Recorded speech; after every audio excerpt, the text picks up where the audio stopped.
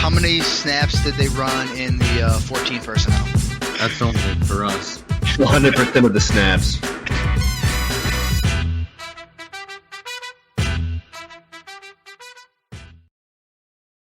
What's going on, everybody? Welcome into 14P Fantasy. I am your host, Justin Wright. Today, we are talking running back stashes in Dynasty. Obviously, if you follow us, you know we put out a stash video last week. That was talking running backs, wide receivers, tight ends. Today, we are just focusing on the running back position. We got 4 guys here. And keep in mind, these are stashes. These are guys that may even be on waivers currently that you can add that could fall into value in 2022.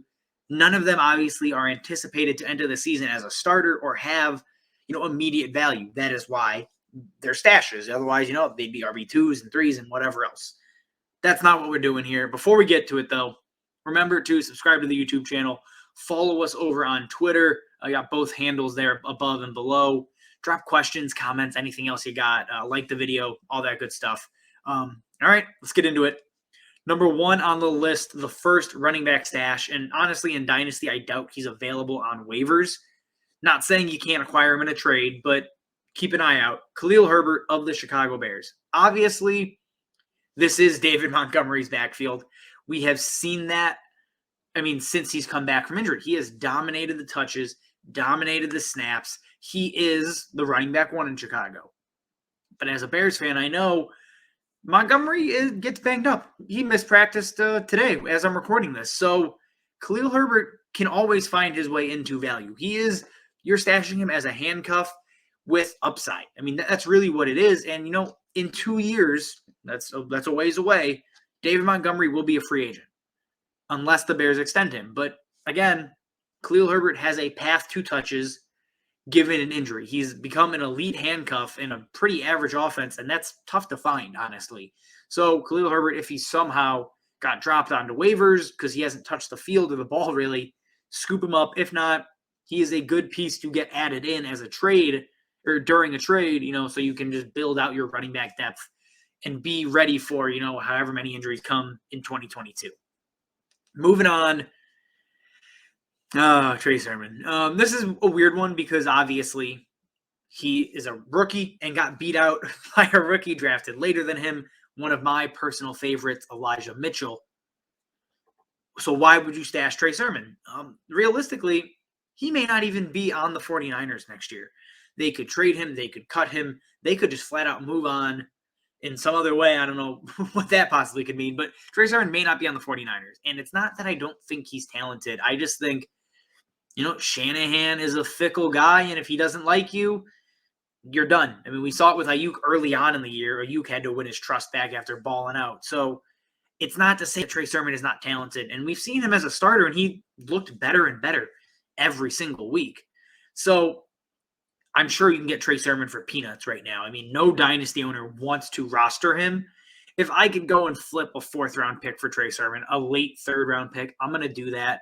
Maybe he hit waivers when he went on IR, scoop him up there. Trey Sermon is still talented, and he could find himself in a better situation, come 2022. Moving on to number 3, and this is a carryover from the last video. So if you saw the last stash video, skip this part. Kene Nwangwu of the Minnesota Vikings.